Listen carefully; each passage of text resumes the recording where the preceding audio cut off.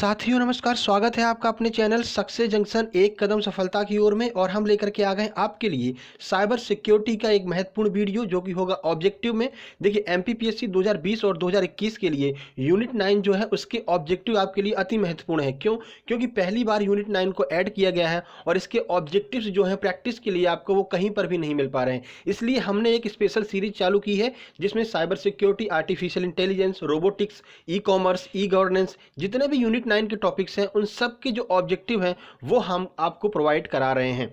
अब देखिए cyber security की बात कर लेते हैं तो 2018-2019 तक इससे प्रश्न आते थे, लेकिन क्या हुआ था, कंप्यूटर के टाइप में प्रश्न आते थे। कंप्यूटर सब्जेक्ट में लगभग 10 से 15 प्रश्न आते थे कंप्यूटर पे। तो शुरू के जो 2 प्रश्न आपको देखने को मिलेंगे वो 2018 के प्रश्न है कि 2018 में किस तरह के प्रश्न आते थे जब यूनिट 9 को ऐड नहीं किया गया था। लेकिन अब यूनिट 9 को स्पेशली ऐड कर दिया गया है एमपीपीएससी में, तो अब किस तरह के प्रश्न आपसे पूछे जाएंगे वो आपको आगे के प्रश्नों में देखने को मिलेगा। हर एक प्रश्न की हम आपको डिटेल में जानकारी देंगे, जिससे अगर आप चाहें तो एमपीपीएससी मेंस में इसको अति लघु के रूप में जो 3 नंबर के प्रश्न आते हैं उनमें आप लिख भी सकते हैं। ठीक है, तो आइए बिना समय गवाए हुए चलते हैं सीधे प्रश्न नंबर 31 की ओर। ये साइबर सिक्योरिटी की चौथी वीडियो है। इससे पहले हम 3 वीडियो अपलोड कर चुके हैं, 30 प्रश्न आपको हम डिटेल में विद ऑब्जेक्टिव जानकारी दे चुके हैं। चलिए प्रश्न नंबर 31 की ओर चलते हैं। यह प्रश्न 2018 में आया हुआ था।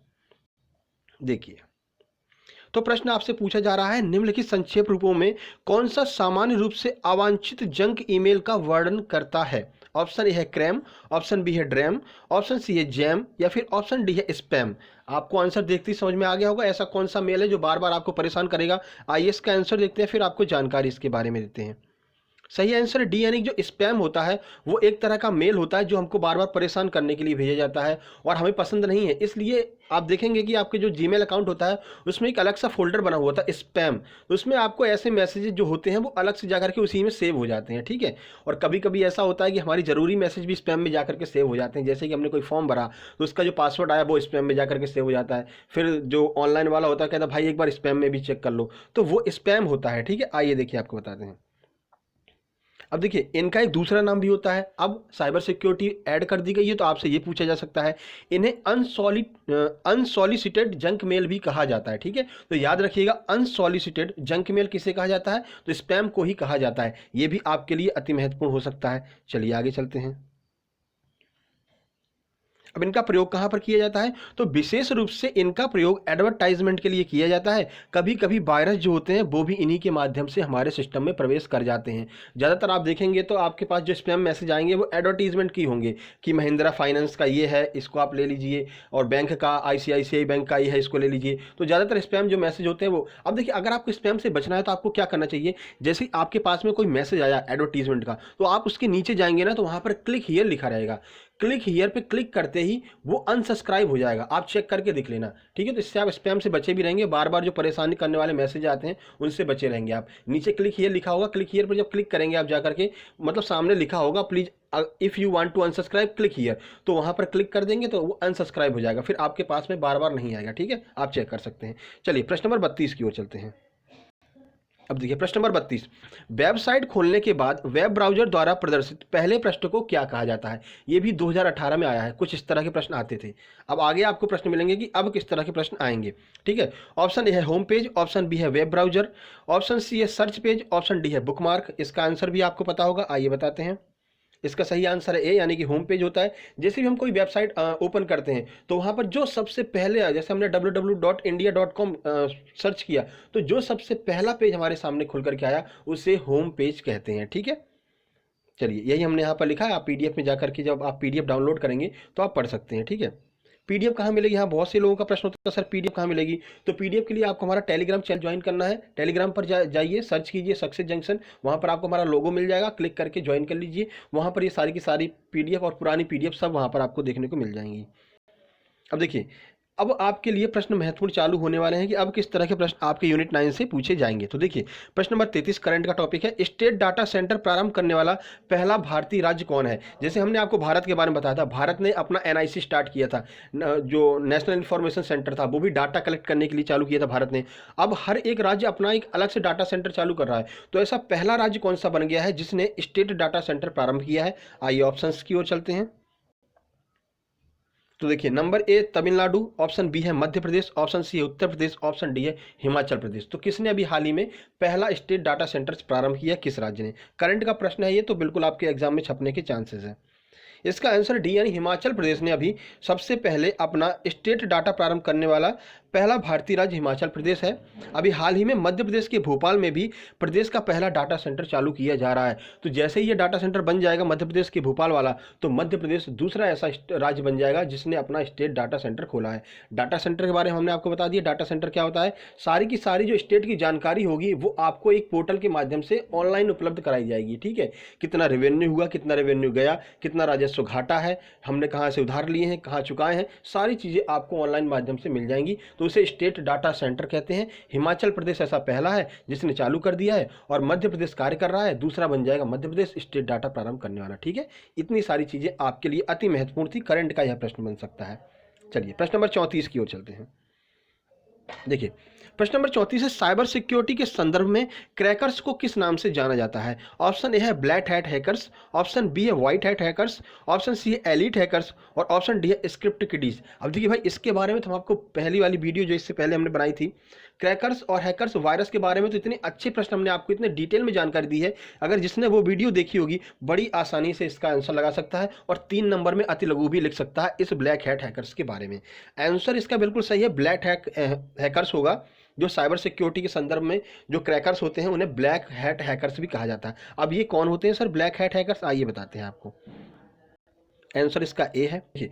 दुर्भावनापूर्ण उद्देश्य से कंप्यूटर में छेड़खानी करने वाले हैकर्स को ब्लैक हैट हैकर्स कहा जाता है, इन्हें ही क्रैकर्स कहा जाता है। अब ये क्या करते हैं? ये दुर्भावनापूर्ण का मतलब कोई अच्छा विचार नहीं होता है आपके कंप्यूटर को हैक करने का। और हमने ये भी बताया कि अच्छे विचार से कौन आपके कंप्यूटर को हैक करता है, तो ब्लू हैट वाले जो होते हैं वो अच्छे विचार से हैक करते हैं, आपको आपके सिस्टम की कमजोरियां बताते हैं। हमने ये भी बताया कि स्क्रिप्ट किडीज कौन होते हैं, तो जो नए नए आए होते हैं जिन्हें कंप्यूटर हैक करना तो नहीं आता है, लेकिन वो दूसरों की चीज़ों का इस्तेमाल करके, दूसरे जैसे पहले जिन लोगों ने टूल बनाए हैं कंप्यूटर हैक करने वाले, उनके स्क्रिप्ट को मतलब यूज करके आपके कंप्यूटर को हैक करते हैं, उन्हें स्क्रिप्ट किडीज कहा जाता है। हर एक जानकारी हम आपको दे चुके हैं। कितना डीप प्रश्न पूछेगा, हर एक जानकारी इससे और पहली वाली वीडियो में हम आपको दे चुके हैं। ठीक है, चलिए उम्मीद करते हैं ब्लैक हैट हैकर्स जिन्हें क्रैकर्स कहा जाता है आपके समझ में आ गया होगा। चलिए चलते हैं सीधे प्रश्न नंबर 35 की ओर।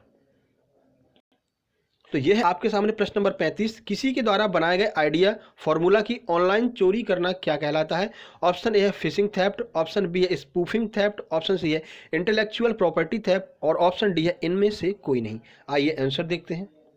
सही आंसर है सी यानी कि इंटेलेक्चुअल प्रॉपर्टी थेफ्ट। अब सर ये हमारे समझ में नहीं आया, आइए आपको बताते हैं। किसी के द्वारा बनाया गया आइडिया, जैसे कि मैंने अपनी ये पीडीएफ बनाई है, ठीक है, अब आप क्या करें, इसको ऑनलाइन चोरी कर रहे हैं, तो ये वैसे हमारी प्रॉपर्टी है ना, क्योंकि इसको हमने बनाई है, इंटेलेक्चुअल हमारी प्रॉपर्टी है, लेकिन आपने चोरी कर ली। मान लीजिए हमने ये पीडीएफ अपलोड की कहाँ पर, अपने टेलीग्राम चैनल पर, और आपने चोरी करके और फिर इसके ऊपर वीडियो बना दी, तो ये गलत हुआ ना। तो इसी को क्या कहते हैं? इंटेलेक्चुअल प्रॉपर्टी थेफ्ट कहते हैं। ठीक है, याद रखिएगा, अति महत्वपूर्ण है। इसीलिए कॉपीराइट क्लेम वगैरह जो है इसीलिए बनाए गए हैं कि अगर आपकी चीज़ को कोई चोरी करता है आप उस पर कॉपीराइट क्लेम लगा सकते हैं। ठीक है, तो ये सारी चीज़ें आपके समझ में आ गई होंगी। चलिए एमसीएस का इंटेलेक्चुअल प्रॉपर्टी थेफ्ट देखिए, किसी द्वारा बनाए गए आइडिया और फॉर्मूला को बिना उसकी अनुमति के सिस्टम से निकालना इंटेलेक्चुअल प्रॉपर्टी थेफ्ट कहलाता है। ठीक है, उम्मीद करते हैं आपको समझ में आ गया होगा। और पेटेंट चीज़ जो है वो इसी से निकल के आई है कि हमने इस चीज़ का अपना पेटेंट करा लिया है। अगर आपको यूज करना है तो आप हमसे अनुमति लीजिए, और उसका जो भी आपको प्रॉफिट होगा उसका कुछ शेयर आप हमें देंगे, इस तरह से यूज कर सकते हैं। लेकिन बिना अनुमति के अगर आप यूज करते हैं तो उसको क्या कहते हैं? इंटेलेक्चुअल प्रॉपर्टी थेफ्ट कहा जाता है। ठीक है, याद रखिए। चलिए अगले प्रश्न की ओर चलते हैं। प्रश्न नंबर 6 है, प्रश्न नंबर 36 है, मिसप्रिंट हो गया, कोई दिक्कत नहीं है, 10 प्रश्न तो हम आपके लिए लेकर के आते हैं। तो चलिए प्रश्न नंबर 36 या फिर प्रश्न नंबर 6 को देखते हैं। इस वीडियो का प्रश्न नंबर 6 है, साइबर सिक्योरिटी में DDoS का फुल फॉर्म क्या होता है? ऑप्शन ए है digital denial of service, option B है distributed denial of service, option C है डिनाइल डिस्ट्रीब्यूटेड ऑफ सर्विस, और ऑप्शन डी है इनमें से कोई नहीं। आंसर देखते हैं फिर आपको सारी जानकारी देते हैं। इसका आंसर है बी यानी कि distributed denial of service full form होता है DDoS का। स्पेशली आपको दिया रहेगा साइबर सिक्योरिटी में DDoS का फुल फॉर्म क्या होता है। अब देखिए, डिस्ट्रीब्यूटेड डिनाइल ऑफ सर्विस होता है। आपने कहा सर फुल फॉर्म तो पता चल गया, मगर इसके बारे में कुछ बताइए, तो कुछ हमें जानकारी तो दीजिए, आखिर क्या होता है DDoS। आइए आपको बताते हैं DDoS क्या होता है।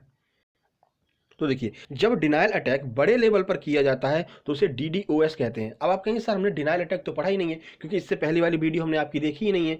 भाई इससे पहली वाली वीडियो में हमने डिनायल साइबर अटैक के बारे में पूरी डिटेल में जानकारी दी थी, फिर से दे देते हैं, कोई दिक्कत नहीं है। देखिए जैसे कि कोई एक आप MP ऑनलाइन के पास में गए, ठीक है, और आज फॉर्म भरने की लास्ट डेट है। लोग क्यों कहते हैं कि लास्ट डेट का इंतजार मत कीजिए, फॉर्म भर दीजिए, क्योंकि लास्ट डेट पर बहुत से लोग बैठे रहते हैं, मतलब आलसी लोग बैठे रहते हैं, वो लास्ट डेट पर ही फॉर्म भरते हैं। फिर क्या है, वो बहुत सारा लोग एक ही उस पर वेबसाइट पे बहुत सारे लोग एक्सेस करते हैं, तो क्या होता है, वेबसाइट हैंग हो जाती है, ठीक है, या फिर नहीं काम करती है, तो उसमें क्या होता है, डिनायल अटैक हो जाता है। मतलब कि बहुत सारे लोग एक ही वेबसाइट पर एक्सेस कर रहे हैं, तो वो वेबसाइट हैंग हो जाती है। अब ऐसा कब ऐसा जो है, अभी तो आप सिर्फ एक वेबसाइट पर ऐसा देख रहे थे, लेकिन MP की मध्य प्रदेश सरकार की सारी वेबसाइट को जब एक साथ में डिनायल अटैक का सामना करना पड़ता है, तब उसे DDoS कहते हैं, डिस्ट्रीब्यूटेड डिनायल अटैक कहते हैं, याद रखिएगा, ठीक है, डिस्ट्रीब्यूटेड डिनायल ऑफ सर्विस कहते हैं। अब डिस्ट्रीब्यूटर से ही आप समझ सकते हैं ना, डिस्ट्रीब्यूट का मतलब क्या है, बहुत सारे लोगों में बांटना। तो जब बहुत सारे लोगों में जो है डिनायल अटैक हो जाता है, यानी कि बहुत बड़े लेवल पर डिनायल अटैक हो जाता है,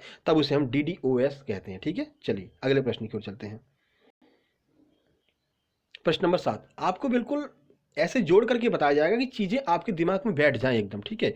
नॉर्मल एग्जांपल से आपको चीज़ें समझाई जाएंगी, नहीं तो साइबर सिक्योरिटी और आर्टिफिशियल इंटेलिजेंस बहुत टफ टॉपिक भी हैं। अगर आप पढ़ेंगे तो आपको समझ में आएगा, लेकिन ऑब्जेक्टिव इसीलिए हम आपके लिए लेकर के आए हैं, क्योंकि ऑब्जेक्टिव प्रश्न इस तरह के आपके परीक्षा में देखने को मिलने वाले हैं। देखिए प्रश्न नंबर 7 या फिर प्रश्न नंबर 37 है, अपराधी द्वारा किसी व्यक्ति का हितैषी बनकर उसके बारे में ऑनलाइन जानकारी प्राप्त करना क्या कहलाता है। ऑप्शन ए है फिशिंग, ऑप्शन बी है ईमेल बॉम्बिंग, ऑप्शन सी है स्पूफिंग, या फिर ऑप्शन डी है सलामी साइबर अटैक। आइए देखते हैं। सही आंसर इसका सी यानी कि स्पूफिंग कहलाता है। आप कहेंगे सर ये इसके बारे में थोड़ी हमको जानकारी दीजिए, तो आइए बताते हैं। स्पूफिंग जो है ना, वो एक प्रकार का धोखा है जिसमें अपराधी किसी वैध व्यवसाय, पड़ोसी या अन्य निर्दोष पार्टी के बहाने किसी की व्यक्तिगत जानकारी प्राप्त करता है। अब कहें सर इसको सरल भाषा में समझाइए, तो देखिए मान लीजिए आप अपना सिस्टम चला रहे थे, ठीक है, अपना कंप्यूटर चला रहे थे, तभी एक मैसेज पॉपअप हुआ आपकी स्क्रीन पर।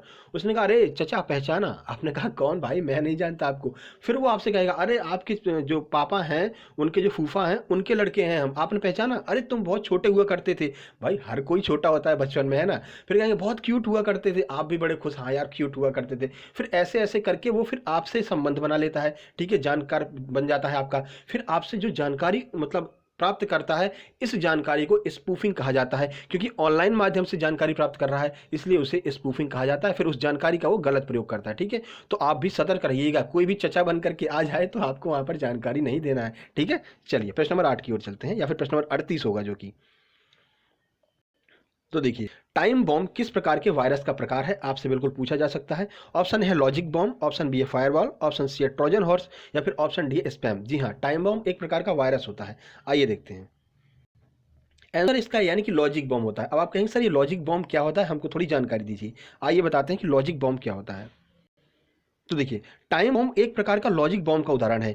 यह वायरस पहले से फीड की गई कंडीशन को मैच होने पर ही कार्य करता है।